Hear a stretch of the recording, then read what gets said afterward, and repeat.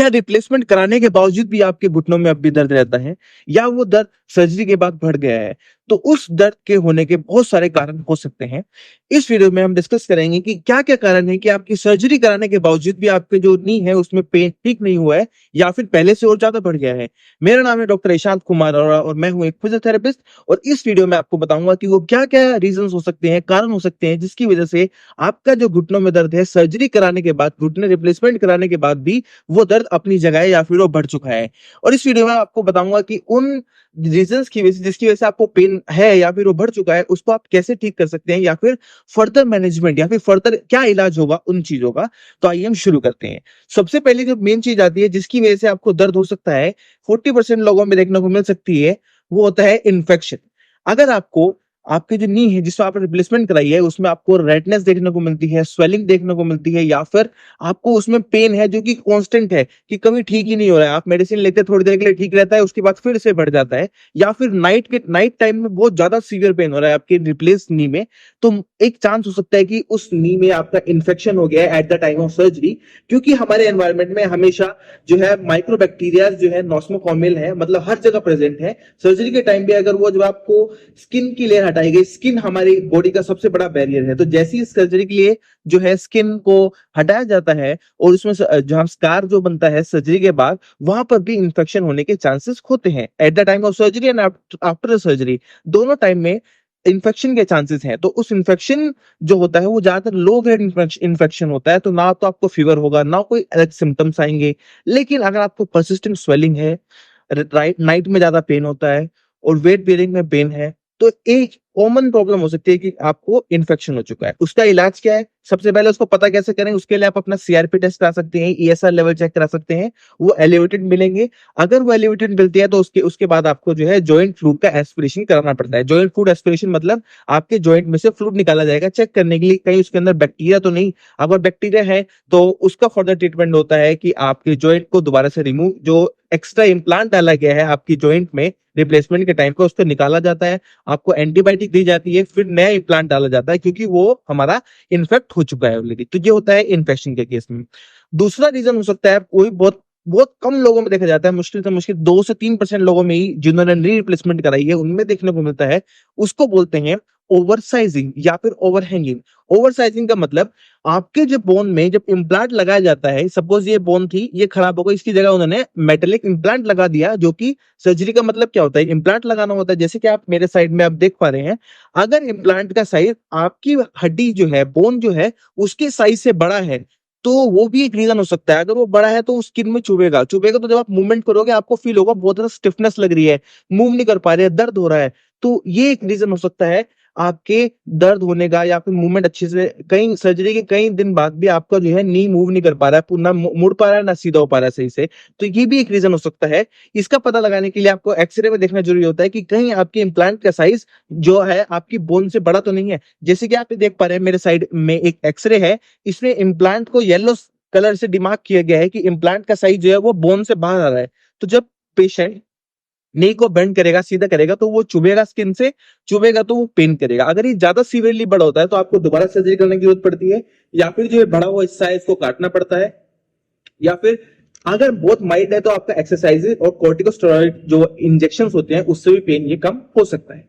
Third is the most common reason, जो कि बहुत लोगों में देखने को मिलता है, सर्जरी कराने के बाद बहुत लोगों में पूरी रेंज नहीं आती है, ना वो पूरा अच्छे से सीधा कर पाते हैं पैर को, अपने घुटने को, ना ही पूरा अच्छे से मोड़ पाते हैं। ये रीजन कम से कम भी 50 टू 55% लोगों में देखने को मिलता है। अगर वो अच्छे से एक्सरसाइज नहीं करते हैं, प्रीहेबिलिटेशन नहीं करते हैं, सर्जरी कराने से पहले भी एक्सरसाइज नहीं करते हैं, और सर्जरी कराने के बाद अगर आप फिजियोथेरेपी अच्छे से नहीं करवाते हैं, एक्सरसाइज सही से नहीं करते हैं, उसको इम्मोबाइल रखते हैं पर्टिकुलर टाइम के लिए, मतलब मूवमेंट करते ही नहीं है, तो आपको ये चीज हो सकती है। It is more common. सबसे कॉमन कोज यही होता है आपके स्टिफनेस होने का और पेन होने का, रिप्लेसमेंट कराने के बावजूद भी। वो होता है स्कार फॉर्मेशन। स्कार फॉर्मेशन क्या होता है कि जैसे जैसे आपका जो सर्जिकल पार्ट है, जो आपका बोन को रिप्लेस करके इम्प्लांट लगाया गया है, मेटेलिक जो पीस लगाया गया है आपकी बोन की जगह, हड्डी की जगह पे जो मेटेलिक पीस लगाया है, उनके बीच में और साइड में जो बोन है, वहां पे कभी कभी स्कार बनना स्टार्ट हो जाता है और वो स्किन के साथ चिपक जाता है और अंदर मांसपेशियों के साथ जो है वो आपस में एक स्कार टिश्यू बनने लगता है, स्कैरिंग होने लगती है। स्कार स्कार टिश्यू क्या होता है, धीरे धीरे अगर आप उसको मूवमेंट नहीं करोगे तो वो बन जाता है कैल्सिफिकेशन, जिसको बोलते हैं हड्डी बढ़ना। तो वो हड्डी जो है पहले स्कार था, वो हड्डी में कन्वर्ट हो गया, तो मूवमेंट को अलाउ नहीं करेगा। आपको ऐसे फील होगा जैसे किसी ने घुटने को बांध दिया है, ना मूवमेंट हो रही है अच्छे से, और स्टिफ हो रहा है, बहुत ज्यादा स्टिफनेस है, साथ में पेन है, और ऐसे लग रहा है कि बड़ी मुश्किल से जैसे ही मूव करते हो तो आप वही लगता है कि वहीं पर अटक रहा है बार बार। तो एक ये रीजन हो सकता है स्कार फॉर्मेशन और कैल्सिफिकेशन। इसका ट्रीटमेंट है एक तो जेंटल मोबिलाइजेशन, फिजियोथेरेपी, एक्सरसाइजेस। अगर उसके बावजूद भी कैल्सिफिकेशन बन चुका है, बहुत ज्यादा सीवियर हो चुका है, आपको बहुत टाइम हो चुका है इससे परेशान होते हुए, तो इसमें आप कोर्टिसोन इंजेक्शन ट्राई कर सकते हैं। और उसके अलावा भी अगर नहीं होता है तो फिर आपको आर्थ्रोस्कोपिक सर्जरी इसमें फाइनली दोबारा से करानी पड़ती है, जिसमें कि स्कार को रिमूव किया जाता है और फिर अंडर एनेस्थीसिया आपके जॉइंट को मोबिलाइजेशन करके आपको फिर से फिजियोथेरेपी के लिए रेफर किया जाता है। उसके बाद एक चीज आती है परसिस्टेंट साइनोवाइटिस। कुछ लोगों में सर्जरी कराने के बावजूद भी आपके नी में, घुटने में आपको स्वेलिंग देखने को मिलेगी, जो कि इनिशियल 1-2 दिन पे स्वेलिंग रहना नॉर्मल होती है। अगर वो स्वेलिंग हफ्ते, 2 हफ्ते, 3 हफ्ते से जा ही नहीं रही है, कंटिन्यूअस स्वेलिंग चल रही है, साथ में आपको पेन भी हो रहा है, और साथ में आपको वहां पे कुछ जो है अलग-अलग पैच देखने को मिल रहे हैं स्किन में रेड रेड कलर के, तो हो सकता है कि आपको परसिस्टेंट स्वेलिंग है। उसके आपके 2 रीजन हो सकते हैं। या तो जो आपका इम्प्लांट लगाया गया है, जो बोन का पीस काट के इम्प्लांट लगाया गया है, या तो वो अनस्टेबल है, मतलब उसमें इंस्टेबिलिटी है, वो सही से जुड़ा नहीं है। उसकी वजह से जब आप चलोगे तो आपको वेट बीनिंग करोगे, आपको पेन फील होगा, आपको अंदर से फील होगा कुछ मूवमेंट हो रही है, अच्छे से फील नहीं हो रहा होगा नी के बीच में। तो इंस्टेबिलिटी की वजह से आपको जो है साइनोवाइटिस रह सकता है। साइनोवाइटिस मतलब नी में स्वेलिंग देखने को मिलेगी। या फिर जो इम्प्लांट लगाया जाता है, बोन के पीस को काट के मेटल लगाया जाता है, कोबाल्ट, निकल, ये मेटल लगाए जाते हैं। कभी कभी किसी के सेम रीजन में 1 से 2% लोगों में, क्योंकि इम्प्लांट जो है, जो अलग से एक सामान लगाया गया आपके शरीर के अंदर, वो एक फॉरेन बॉडी है, मतलब बाहर से लाके शरीर के अंदर लगाई है। कभी कभी आपकी शरीर जो है, आपकी बॉडी जो है, वो उसके खिलाफ रेस्पॉन्ड करने लगती है। एक रेस्पॉन्ड मतलब जो आपके प्रोटेक्टिव सेल्स हैं, वो उस इम्प्लांट को खराब करने लगते हैं। वो एलर्जी, मतलब एक तरह से एलर्जी टाइप क्रिएट हो जाती है, क्योंकि वो एक फॉरेन मटेरियल है जो आपकी बॉडी में है, तो आपकी बॉडी जो उसको एक्सेप्ट नहीं करती है, उसको रखना नहीं चाहती है, उसको आपके सेल्स उस इम्प्लांट को खाने लगते हैं। उसकी वजह से भी आपको साइनोवाइटिस या फिर इन्फ्लेमेशन कंटिन्यूअस रह सकती है। उसका भी आपको अगर परसिस्टेंट स्वेलिंग रही है तो आपको अपने डॉक्टर से कंसल्ट जरूर करना चाहिए कि इसका क्या रीजन हो सकता है। ये 2 कॉमन उसके रीजन हो सकते हैं, या तो आपका इंस्टेबिलिटी है नी में, या फिर जो आपके इम्प्लांट में। इंस्टेबिलिटी के लिए आपको क्या करना है, आपके नी की एक्सरसाइज करनी है, अपनी क्वाड्रिसेप मसल को स्ट्रॉन्ग करना है, और फिजियोथेरेपी अच्छे से करनी है। उसके बाद आपका अगला रीजन हो सकता है मैल अलाइनमेंट या फिर लूजनिंग ऑफ योर इम्प्लांट। जो आपका इम्प्लांट लगाया गया है, वो रोबोटिक सर्जरी से लगाया जाता है। आपके बोन के पीस को काट के उसके ऊपर एक नया स्ट्रक्चर लगाया जाता है, जो कि आपके बोन की तरह काम करता है। कभी कभी अगर आपकी बहुत ज्यादा बोन वीक है, उस कंडीशन में वो इम्प्लांट, क्योंकि फिक्स करा जाता है स्क्रू से, तो कभी कभी लूज भी हो सकता है। अगर उस इम्प्लांट लूज है, तो मोस्ट कॉमन सिम्टम ये आता है कि जब आप चलना स्टार्ट करेंगे, आपको वेट बेरिंग में इनिशियल कुछ दिन में तो पेन रहना इज नॉर्मल, लेकिन आप लंबे टाइम तक भी आपको पेन रह रहा है, तो ये भी एक रीजन हो सकता है। इंस्टेबिलिटी और माल अलाइनमेंट जो होती है, ये इम्प्लांट की जो है, अगर है किसी इंडिविजुअल में, तो उसके लिए या तो आपको दोबारा सर्जरी करानी पड़ती है, या फिर दोबारा फिक्सेशन कराना पड़ता है, या फिर पहले आप ट्राई करते हैं फिजियोथेरेपी से अपनी मसल्स को स्ट्रॉन्ग करके, कि अगर आप अच्छे से कंट्रोल कर सके मसल्स का, जो कि नी के चारों तरफ जो मसल्स है वही उसको मूवमेंट में हेल्प करती है, अगर वो स्ट्रॉन्ग होंगी अच्छे से, तो आपका जो आउटकम आएगा सर्जरी का वो अच्छा होगा। लेकिन स्टिल अगर इम्प्लांट लूज हो चुका है, तो उसका फिर रीफिक्सेशन कराना पड़ता है। एक और कोज होता है जो कि मोस्ट लीस्ट कॉमन है, बहुत ही कम लोगों में देखने को मिलता है ये, लेकिन ये भी हो सकता है अगर आपको घुटने के अंदर वाली साइड ज्यादा पेन रहता है, और वो पेन चुभने वाला पेन होता है, तो वहां पे आपको न्यूरोमा भी हो सकता है। न्यूरोमा क्या होता है माय डियर फ्रेंड्स? न्यूरोमा जो होता है, जब आपको स्कार बनाया जाता है, जब कट किया जाता है, स्किन का इंसाइड इंसिजन किया जाता है सर्जरी के लिए, जो इम्प्लांट लगाने के लिए आपके घुटने के अंदर, तो उस टाइम पर एक नस जो होती है, नर्व जो होती है, वो पास हो रही होती है, उसका नाम होता है inferior patellar branch of saphenous nerve. वो कभी कभी स्कैरिंग हो जाती है, उसके अंदर स्कैर बन जाता है, वो जब फंस जाती है, वो फंसने की वजह से उसमें स्वेलिंग होती है, उसको बोलते हैं न्यूरोमा। न्यूरोमा बड़ा पेनफुल होता है, और जब भी आप नी की मूवमेंट करेंगे पेनफुल होगा। उसके टेस्ट के लिए क्या होता है कि डॉक्टर आपके नी में, उस न्यूरोमा में एक इंजेक्शन लगाएंगे एनेस्थेटिक का। अगर उस इंजेक्शन लगाने से आपका पेन कम हो जाता है, तो मतलब आपको न्यूरोमा वहां पे था।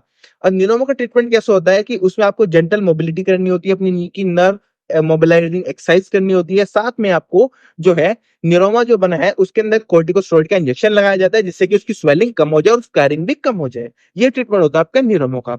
लास्ट चीज जो आती है, ये भी एक कॉमन है, जैसे कि स्कार फॉर्मेशन आप में कॉमन हो सकता है, ऐसे ही होता है पटेलर ट्रैकिंग प्रॉब्लम। अगर पटेला जो बोन है, टखनी जिसको बोलते हैं, जो नी घुटने के ऊपर जो गोल से स्ट्रक्चर, जैसे कि आप डायग्राम या एक्सरे में देख पा रहे हैं, अगर इसकी मूवमेंट कम होती है, जो आपकी पटेला है, जो ढकनी वाली जो ऊपर वाली बोन है, जो जॉइंट में सबसे ऊपर होती है, अगर इसकी मूवमेंट कम है, ये अच्छे से मूवमेंट नहीं कर पा रही है, ये अगर फंस रही है मूवमेंट करते टाइम, तो इसकी वजह से आपको सीढ़ी चढ़ते सीढ़ी उतरते हुए बहुत दिक्कत होगी। इसका सिर्फ एक बात इलाज होता है, अगर इसमें स्कैरिंग हो चुकी है तो आपको वहां पे स्कैर कटवाना पड़ेगा, या फिर इनिशियल ट्रीटमेंट फिजियोथेरेपी इसमें अच्छे से काम करती है। आप फिजियोथेरेपी कराएंगे तो आपका जो मोबिलिटी है पटेला की बिल्कुल नॉर्मल हो जाएगी, और आपका जो मूवमेंट है वो बिल्कुल वापस हो जाएगी। जो आपका नी में आपको ऐसा लग रहा था कि स्टिफनेस लग रही है, टाइट लगता है, नहीं फंस, ऐसा लग रहा है कि बार बार फंस जाता है, जैसे मूव करते हो टाइट होने लगता है, तो उसका रीजन ये हो सकता है कि आपकी जो पटेला की मोबिलिटी है वो कम हो चुकी है। तो ये कुछ कारण हो सकते हैं जिसकी वजह से आपको अब भी स्टिफनेस है, पेन है नी में। सर्जरी कराने के बावजूद भी, आपने सर्जरी करवाई थी पेन कम करने के लिए, लेकिन ना तो पेन कम हुआ, ऊपर से बढ़ भी गया, ऊपर से स्टिफनेस और बढ़ गई। तो उसको जानना जरूरी है कि वो किस वजह से हुआ। तो ये कुछ कारण है जिसकी वजह से आपको पेन और स्टिफनेस रह सकती है सर्जरी के बाद। तो इन कारण को जानकर आप उसको इलाज करा सकते हैं, और आप पे अगली लाइफ जो आने वाली उसको आप पेन फ्री जी सकते हैं। अगर फिजियोथेरेपी ट्रीटमेंट जो भी मैंने आपको कंडीशन बताई, इसकी रिगार्डिंग कोई हेल्प चाहिए तो आप हमारे जो इंस्टाग्राम पेज है उसको हमें फॉलो कर सकते हैं, that is fine explain solution, जो आप हमारे ड्रॉप डाउन मेन्यू आपको दिखाई देगा। And stay tuned, stay connected to our channel, and share this video with your friends. Thank you, stay connected.